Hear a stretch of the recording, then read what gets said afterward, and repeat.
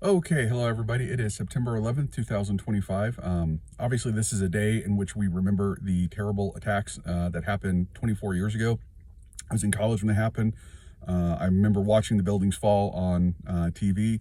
For those of you who remember those days, we'll never see. Let me phrase that. Let us hope we never see anything like that again, because they were truly horrible days, and we keep all the victims and their families in our prayers. What I want to talk about today, however, was the assassination of Charlie Kirk yesterday. Just in case anyone's wondering, no, I'm not a Charlie Kirk fan. I listened to him a couple times. I wasn't particularly impressed, but I respected and admired that what he went to do is he went to college campuses and he debated people. He talked to them. He argued with them, and he gave his perspective and they gave their perspective, and I personally think that's a good thing. That is a healthy thing. A democracy, a free society should have an active debate culture, and he was definitely part of that. And so I think that was very much a good thing. It was also good that nobody had to debate him. If you did not like him, if you didn't want to listen to him, you could ignore him. You absolutely were not required to participate in the debates. And if you were and you didn't like it, you could always get up and leave. So let's start with what happened, and let me give you my knee-jerk reaction to it. So basically, he was at Utah State. He's giving a talk, and there's a fairly large crowd. As he's in the middle of talking, a bullet comes through, hits him in the neck, severs his artery. He bleeds out almost immediately. There were sporadic reports over the next 45 minutes to an hour that he was okay. He was in stable condition. Just so that you understand it from kind of my perspective, what had happened was I was at work yesterday and I emailed some stuff, and I knew I would get a response in like 15 or 20 minutes, and then I would go on to the next step. So I basically had a few minutes to go, and I want to check on some inflation data. And so I flipped on Twitter because there were a couple finance accounts I wanted to check to see what they had to say. And when I did, as soon as I turned on my feed, the video popped up instantly and started playing instantly. And so I, without even realizing what was going on, saw the bullet hit and saw the injury to his neck. And I will tell you, at that point, when I then saw the reports minutes later saying he's alive, he's in stable condition, but critical, I was thinking to myself, that can't be. There's no way a human being can survive that. Just for the sake of rumor control, I want to be clear, if you'd had a fully staffed operating room 10 feet away, ready to go with everything you could dream of, they couldn't have saved him. A human being does not have the main arteries in their neck fully severed, which he did, and survive. It's over. He could have been laying on the table of the operating room when it happened, and it wouldn't have done any good. So there was nothing that could be done to save him at that point. In terms of the shooter, from what we know, it appears the shot was taken from approximately 250 yards away. I want to be clear, there are tens of thousands, maybe hundreds of thousands of men and women across the United States who could make that shot. When I was younger, I used to hunt. A shot like that at that range with a decent rifle, with a decent scope, from a laying position, no problem. I absolutely could have done it. And I knew lots of other people who could have done it. Again, it is not a particularly difficult shot for someone who is trained or practiced. The really interesting part is that whoever this gunman is has so far evaded law enforcement. We've had two separate announcements that they caught the guy. Both of those, they ended up releasing the guy they caught, and turned out they had the wrong one. We do not know who the gunman is. We do not know where the gunman is. We also do not know the motive of the gunman. Many people say it was obviously a left-wing political assassination, and that is very possible. In fact, I would say that is hands down the most likely answer, but we do not know that yet. And I would urge people to not just assume it is true.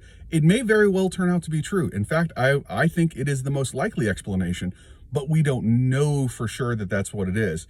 Could be a right-winger who's mad at him over something. Could be someone who was just absolutely out of their mind and he was famous and they did it that, who knows? So there are certainly other possibilities out there. So that's kind of, what I know and where we're at. But one main thing I want to emphasize, there's a lot we don't know. We don't know who shot him. We don't know why they shot him. There is also the possibility that the gunman was aiming at somebody else and missed and hit Charlie Kirk. I find that very, very unlikely. I'd be very surprised if that is the case, but it is not, but it is a possibility at this point. In terms of the political ramifications of this, I don't know. And honestly, I don't want to talk about my theories on it because I don't know. But more importantly, what I don't want to miss in all this is a human being was just murdered. He's married. He has two small children. He has a wife and 2 children, and so many friends and colleagues who are in devastating pain today. And his life was taken from him. Now, whatever you think about Charlie Kirk, you love him, you hate him, you don't know who he is. This is horrible. It is political violence is wrong. It is always wrong. I don't care who does it. I don't care why they do it. I don't care what side they do it to. It's wrong, period, end of story. You know, I know there's going to be a lot of finger pointing and a lot of blaming and a lot of that stuff going on. There's going to be also a lot of qualification. Oh, it was terrible, but, you know, that kind of thing. Or, well, let me just get out my political point and then I'll say it was terrible. I don't need to get out any political points. It was terrible, period, end of story. Full stop at that. I do, in moments like this, what I always find most upsetting is see how many people have traded their humanity for politics. People should not be being killed for espousing their views in the United States of America, regardless of what those views are. And you may say, well, what about someone who's, you know, their views are abhorrent, their views are disgusting, their views are dangerous? Let's assume for a second you're right about that. They still don't deserve to be killed for it. This is a free country. We have a right to have free speech. And above all, we should be debating each other. We should be talking to each other about our differences and arguing and saying, you know, I think you're wrong and this is why. And the other person says, well, no, I think you're wrong and this is why. And the reason why is because if we're doing that, it's so that we don't have to shoot each other. We have elections, we have courtrooms, we have public debates, we have media, we have things like this so that we can have our differences in a non-violent way. The whole point of, you know, having dueling op-ed columns or, you know, a conservative network and a liberal network and a centrist network, the whole point is that this way, thoughts, ideas, arguments can all be expressed in a nonviolent fashion. And ultimately, the reason we have elections and we have Congress, what does Congress do? They vote all the time, is so that we can ultimately settle those differences via peaceful means. We can get together and say, all right, we're going to debate, we're going to argue, and we're going to disagree. And when it's all said and done, we're going to vote. And someone's going to win the vote and someone's going to lose the vote. And then that's going to be it. We're going to move on to the next thing. Because that way we're not killing each other. And so one of the great tragedies in this, and there are many great tragedies in this shooting, is that this chills that. This moves us as a culture 1 inch closer to the idea that there is no point in discussion, there is no point in debate. Just shoot the other side, just kill them. You don't have to tolerate people who disagree with you. You don't have to tolerate people that you hate. You can just get rid of them. And the implications as we move closer and closer to that as being a culturally accepted norm are so horrific. It's almost unimaginable. I know everyone's going to blame the other side, and everyone's going to say, this proves that I'm right and the other side's wrong. As you do that, ask yourself a question.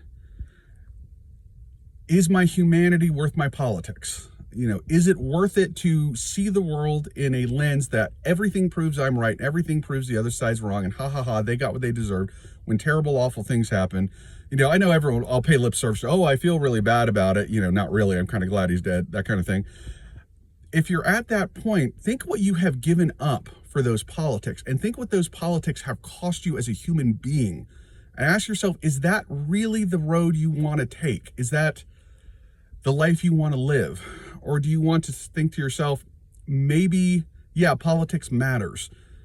Maybe it's not worth my soul. It's a question worth asking. All right, bye-bye.